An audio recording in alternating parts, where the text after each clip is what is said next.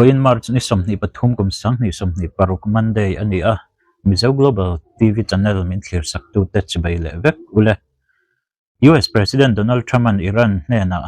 Strait of Hormuz hong tura Dakar somli pariat hun apek kha voin tlailam Monday hian atop don awangin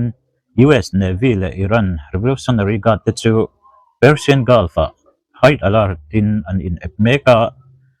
Hovel pumin he thil thleng tur hi a thlir thup mai ani CNN chuan Pentagon in US Defense O2 10 Strike Plan beina tur rohmanna an nei sa vek to thu le US B-52 bomber thlona hrang te chu Middle East lampana an thlo chhuah to thu an puang heti lai hian Iran lam chuan tlomtum hmel an lan ti lo hle thunga Iran sipai thupuang tu Ibrahim chuan US in a power plant le energy mun puite abei ani chuan tui pui kong poimo Hormuz hi an khar len tur thu in a vo ve bok Israel ma po thil thleng a om bel boka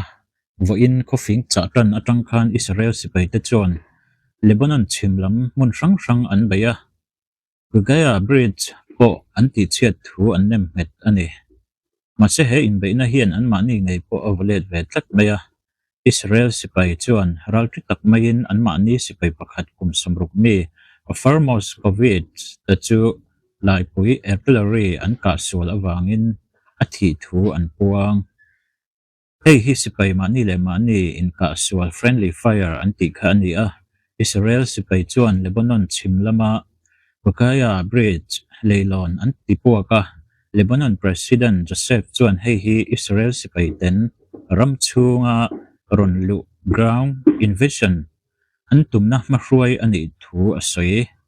Israel marlama sirens arile chu to a hei hi Hezbollah le Iran ten arwalin an ron bei wanga ni thei tura ngai ani Iran inrin ni le pathian ni a dimona le arata misal ron tla mi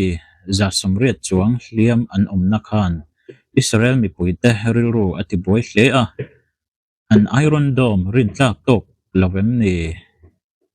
ti zona piang mek ani Indo na hian mi pui sei lo te ngong na sa to hle a Iran kho pui Tehran a chuan ninga kalta a in building chim waya khan mi pui ten an chung te ladam an ombe sein an la zong mek zel ni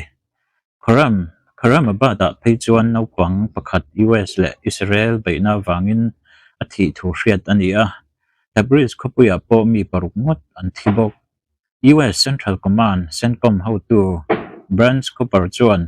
Iran hian an chakna an hlo meka an mang an awangin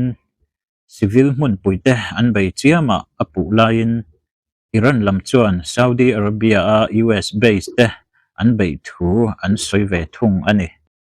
International Energy Agency IEA how to report danin voin hian khovel economy chu kumsang khal zakwa samsari nulama achiat ber tum ani hial thei ti in antar lang hei hian keini ram nge po aron ngong don ti achiang hle a ngong thalo tak aron thlen thei ani khovel chanchin tharal tri le poimo berber te hriat reng theinan Mizo Global TV hi lo subscribe la bell icon kha lo met vero le chanchin thar dang nen kan ron let le wat don ya